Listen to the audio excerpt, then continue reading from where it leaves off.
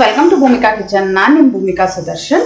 ಎಷ್ಟೊಂದು ವೆರೈಟಿ ಮಜ್ಜಿಗೆ ಸಾರುಗಳನ್ನ ತೋರಿಸಿದ್ದೀನಿ. ಆದರೆ ಇವತ್ತು ತೋರಿಸ್ತಾ ಇರೋ ಮಜ್ಜಿಗೆ ಸಾರಂತೂ ಬೇಸಿಗೆ ಕಾಲಕ್ಕೆ ಹೇಳಿ ಮಾಡಿಸಿರೋ ಅಂಥ ಮಜ್ಜಿಗೆ ಸಾರು. ತುಂಬ ಸಿಂಪಲ್ಲು, ಜೊತೆಗೆ ತುಂಬ ರುಚಿಯಾಗಿ ಕೂಡ ಇರುತ್ತೆ. ಜಸ್ಟ್ ಒಂದು ಒಗ್ಗರಣೆ ಹಾಕೊಂಡು ಮಜ್ಜಿಗೆ ಹಾಕೊಂಡಿದ್ರೆ ಸಾಕು, ಮಜ್ಜಿಗೆ ಸಾರು ರೆಡಿ ಆಗುತ್ತೆ. ಬನ್ನಿ ಮಾಡೋದು ಹೇಗೆ ಅಂತ ನೋಡೋಣ.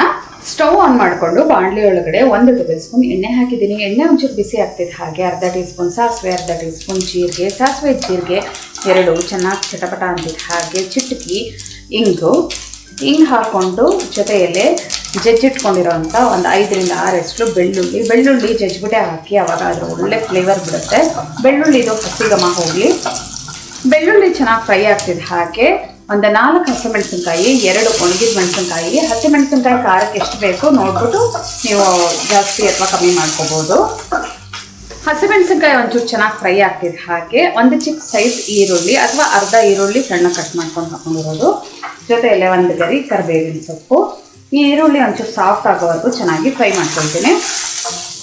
ಒಂದು 2 ನಿಮಿಷ ಈರುಳ್ಳಿನ ಚೆನ್ನಾಗಿ ಫ್ರೈ ಮಾಡ್ಕೊಳ್ತಿದ್ದ ಹಾಗೆ ಅರಿಶಿಣದ ಪುಡಿ 1/4 ಟೀ ಸ್ಪೂನ್.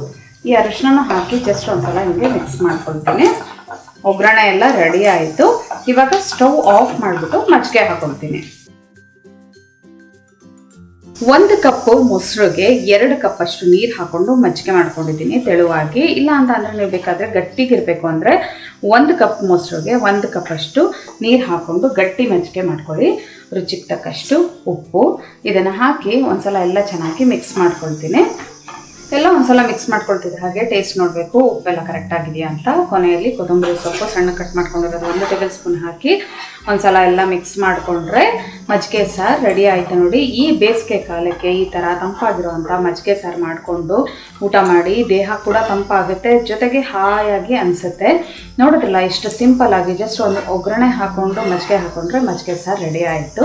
ನೀವು ಕೂಡ ಮಾಡಿ ಹೇಗಿದೆ ಅಂತ ಕಮೆಂಟ್ ಬಾಕ್ಸಲ್ಲಿ ತಿಳಿಸಿ. ಇವತ್ತಿನ ಈ ಸಿಂಪಲ್ ರೆಸಿಪಿ ನಿಮ್ಗೆ ಇಷ್ಟ ಆದರೆ ಲೈಕ್ ಮಾಡಿ, ಶೇರ್ ಮಾಡಿ. ಯಾರೆಲ್ಲ ಇನ್ನೂ ಭೂಮಿಕಾ ಕಿಚನ್ಗೆ ಸಬ್ಸ್ಕ್ರೈಬ್ ಆಗಿಲ್ಲ ದಯವಿಟ್ಟು ಸಬ್ಸ್ಕ್ರೈಬ್ ಆಗಿ. Thanks for watching.